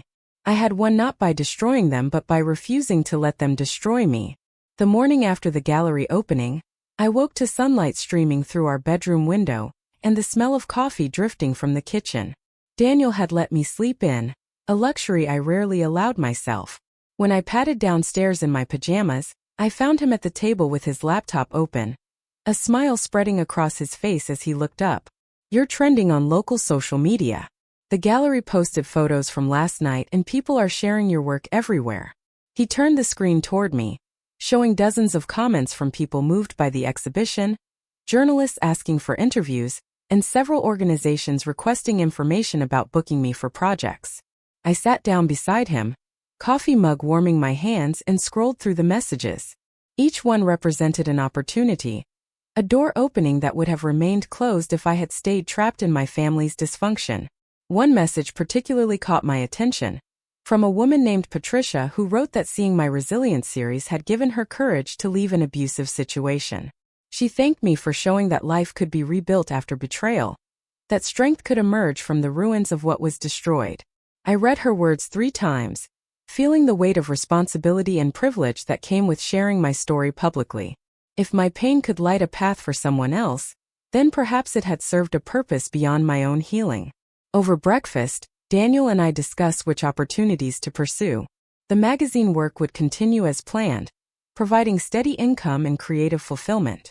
But there were other possibilities now: workshops teaching photography to survivors of trauma, speaking engagements about financial abuse and family manipulation, collaborations with nonprofit organizations working to support people escaping toxic relationships. Each option required careful consideration, balancing my capacity with my desire to help. I had learned through therapy that I couldn't save everyone, that my own well-being had to remain the priority even as I extended help to others. It was a lesson my family had never understood, the idea that caring for yourself wasn't selfish but necessary. Amanda called mid-morning, her voice bubbling with excitement. "Have you seen the article in the Oregonian? They did a feature on the exhibition with a full profile of you and your work." She read excerpts over the phone, the journalist's description of my journey from suppressed creativity to professional photographer, the way my personal story of overcoming family betrayal informed the compassion visible in every portrait. The article mentioned the legal case only briefly, focusing instead on the themes of resilience and reinvention that defined my current work. It was exactly the kind of coverage I had hoped for, framing my narrative in terms of triumph rather than victimhood. The article's publication brought another wave of attention, this time from beyond Portland's local scene. A gallery in Seattle reached out about a traveling exhibition. A publisher inquired about a book combining my photographs with essays about the subject's stories. A documentary filmmaker wanted to discuss a project following several people rebuilding their lives, including my own journey. Each opportunity felt surreal, the kind of success I had once dreamed about but never truly believed was possible. The imposter syndrome crept in at moments, the voice that sounded suspiciously like my mother whispering that I wasn't talented enough, wasn't deserving, was getting lucky rather than earning recognition through skill. But I had tools now to combat those voices, strategies learned in therapy for recognizing and challenging the internalized criticism that wasn't mine. I practiced affirmations that felt awkward at first but gradually became more natural. My work has value. I deserve opportunities. Success isn't luck. It's the result of talent and effort. Daniel reinforced these truths whenever doubt surfaced, pointing to the tangible evidence of my ability, the portfolio of work that spoke for itself. His unwavering belief in me was a counterweight to the years of being told I wasn't enough, that my dreams were frivolous, that I should be grateful for the practical path my family had chosen for me. The summer unfolded with the rhythm of work and growth. I took on the magazine assignments, traveling around Oregon to document stories that ranged from a woman starting a farm, after leaving an abusive marriage, to a veteran using art therapy to process PTSD. Each subject taught me something about resilience, about the diverse ways humans adapted and survived and eventually thrived after devastation. I saw echoes of my own journey in their faces, the hard-won peace that came from choosing yourself even when the cost was high. The work was emotionally demanding but deeply satisfying, using my skills in service of stories that mattered. Daniel and I celebrated our second anniversary quietly, just the two of us at a cabin on the coast. We spent the weekend hiking along clifftops, cooking meals together, talking about everything and nothing. On the actual anniversary evening, we sat on the deck watching the sunset paint the Pacific in shades of orange and pink. He took my hand, his thumb tracing circles on my palm. 2 years ago today, your sister tried to destroy our wedding. And look at us now. We're happy, we're thriving, we have a life that's entirely ours. They didn't win, Natalie. We did. His words settled into me with the same peace I had felt on the porch that night after the gallery opening. We had won not through revenge but through refusing to be broken, through building something beautiful despite their attempts to sabotage us. I thought about Kelsey sometimes, wondering if she ever reflected on what she had done, if she felt any genuine remorse beyond regret at being caught. The restraining order meant I had no direct knowledge of her life, only occasional updates filtered through Uncle Greg or distant relatives. She was apparently working in Seattle doing social media management for small businesses, a job that utilized her skills while keeping her away from the entrepreneurial ventures she had repeatedly failed at. According to Greg, she blamed me for the collapse of her boutique and her reputation, refusing to accept responsibility for the fraud and theft that had been entirely her choice. The victim mentality was predictable, a pattern I recognized from our entire childhood. Kelsey had never learned to own her mistakes, always finding someone else to blame. My mother had taken a similar approach from what I heard. She told anyone who would listen that I had been ungrateful and vindictive, that she had only been trying to help manage my inheritance responsibly, that the legal case had been a misunderstanding blown out of proportion by lawyers looking for fees. Her revised history bore no resemblance to reality, but I understood it served a psychological purpose. Admitting what she had truly done, acknowledging the depth of her betrayal and theft, would require a level of self-examination she had never been capable of. It was easier to reconstruct the narrative, cast herself as the wronged party, and maintain the delusion that she had been a good mother unfairly attacked by an ungrateful child. My father remained the most enigmatic figure in the aftermath. Uncle Greg mentioned that Tom had suffered health problems, stress-related issues that had aged him significantly. He apparently expressed regret privately, telling Greg that he should have intervened years ago when he first suspected Linda was misusing the trust fund. But regret without action was meaningless, a pattern that had defined his entire approach to parenting. He had stood by silently while my mother controlled and manipulated, choosing peace over protection, and now he lived with the consequences of that cowardice. I felt a complex mix of emotions about him, not quite pity but something adjacent to it. Sadness for a man who had squandered every opportunity to be the father I needed. The restraining order provided necessary protection, but it also meant I missed certain information that might have provided closure. I didn't know if any of them had genuinely changed, if therapy or consequences had sparked real growth, or if they were simply better at hiding their dysfunction. Part of me wanted to know, wanted evidence that they had learned something from this disaster. But a wiser part recognized that their journey wasn't my concern anymore. Whether they grew or remained stagnant, whether they found peace or stayed trapped in their patterns, none of it affected the life I was building. I had separated my well-being from theirs, the healthiest boundary I had ever established. As autumn approached again, 3 years after the wedding that had changed everything, I received an unexpected letter. It arrived by regular mail, no return address, the handwriting unfamiliar. Inside was a single page typed in and signed.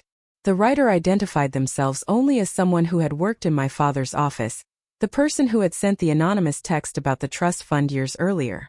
They explained that they had watched my family's dysfunction from the periphery, seeing documents that revealed the theft, overhearing conversations that made the manipulation clear.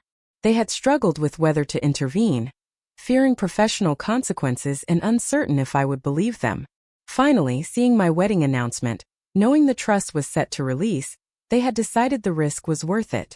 The letter writer apologized for not coming forward sooner, for not providing more information when they first reached out. They explained they had followed my story from a distance, relieved that justice had been served, proud that I had found the strength to fight back. They closed with a simple statement that made tears spring to my eyes. You deserved better than the family you were born into. I'm glad you found the family you chose.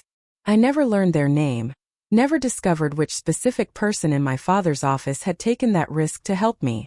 But I kept the letter in my desk drawer, pulling it out sometimes when I needed a reminder that goodness existed even in unexpected places, that strangers sometimes showed more integrity than blood relatives. The photography career continued expanding in directions I hadn't anticipated. The book deal came through, a coffee table style volume combining portraits with narrative essays, scheduled for publication the following spring. The documentary filmmaker moved forward with her project, spending several days filming at our house and accompanying me on assignment. Watching the rough cut later, I was struck by how different I appeared from the person I had been 3 years earlier. That Natalie had been uncertain, diminished, unconsciously accommodating in ways designed to keep peace. This version was clear-eyed and confident, comfortable taking up space, unafraid to set boundaries or speak truth. Daniel appeared in the documentary too, talking about the wedding day and the chaos that had erupted. He spoke about watching me make the choice to marry him anyway, to refuse to let my family's sabotage determine our future. His pride was evident in every word, the way he looked at me on screen conveying more than any verbal description could. The filmmaker asked if we had ever regretted the decision to pursue legal action rather than quietly cutting ties. Daniel's answer was immediate and firm. Not for a second. What they did was criminal. Holding them accountable wasn't vindictive, it was necessary. Not just for Natalie's sake but for everyone else they might have victimized if there had been no consequences. The documentary would air on a streaming platform the following year, bringing my story to an even wider audience. The exposure was both thrilling and terrifying, knowing that strangers would judge my choices, that internet commenters would have opinions about my family drama. But I had learned that I couldn't control how others perceived me, couldn't prevent judgment or criticism. All I could do was live according to my values, make choices I could defend, and trust that the people who mattered would understand. The rest was noise, ignorable and ultimately irrelevant. Winter brought unexpected news through Uncle Greg. My father had been diagnosed with a serious heart condition, stress-induced according to the doctors, requiring surgery and significant lifestyle changes.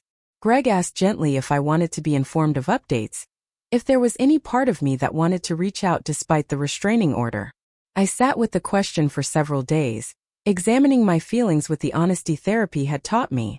Did I wish him ill? No. Did I take satisfaction in his health problems? No. But did I feel compelled to offer comfort or support? Also no. The man who had failed to protect me, who had chosen his wife over his daughter repeatedly, who had enabled theft and manipulation through his silence, was not someone I owed my emotional energy. I told Greg to keep me updated on major developments, but that I wouldn't be reaching out directly. If my father wanted to offer a genuine apology, one that acknowledged specific harms and took real responsibility, he knew how to contact me through legal channels that wouldn't violate the restraining order. But I wouldn't hold my breath waiting for that apology.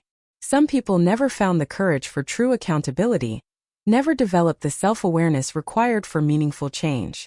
My father was likely one of them, and I had made peace with that reality. He would remain a cautionary tale in my mind, an example of how passivity and conflict avoidance could be as damaging as active cruelty. Spring arrived with cherry blossoms and the book launch, an event held at Powell's Books that drew a standing room-only crowd. I read excerpts, answered questions about my process and philosophy, signed copies for people who shared their own stories of resilience. One woman approached me near the end, her eyes red-rimmed, clutching the book to her chest. My daughter is going through something similar with her in-laws. They've been stealing from her, controlling her life. I bought this book for her, to show her that it's possible to fight back and survive. Thank you for being brave enough to share your story. Her gratitude was humbling. A reminder that visibility came with responsibility, but also with the opportunity to make a difference. The book sold well beyond expectations, hitting regional bestseller lists and generating interest from national media. I did interviews with podcasts and newspapers, radio shows and online publications. Each conversation required me to revisit the pain of what my family had done, but it also reinforced how far I had come. The distance between that confused woman in a bridal suite and this confident professional sharing her expertise was vast, measured not just in years but in hard-won wisdom. I had earned every bit of peace I now possessed, paid for it with tears and therapy sessions and countless moments of choosing growth over comfort. Daniel and I started talking seriously about children that spring, discussing what kind of parents we wanted to be, how we would avoid repeating the patterns that had damaged me. We read books about breaking generational cycles, attended workshops on conscious parenting, had long conversations about values and boundaries. The decision to bring a child into the world felt weighty with significance, but also exciting. I would have the chance to give another human being the kind of unconditional love and support I had to find for myself as an adult.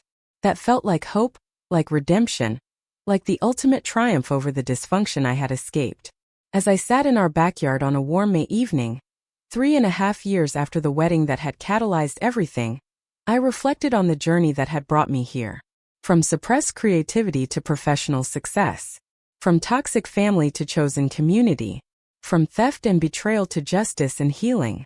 The path had been difficult, marked by pain I wouldn't wish on anyone.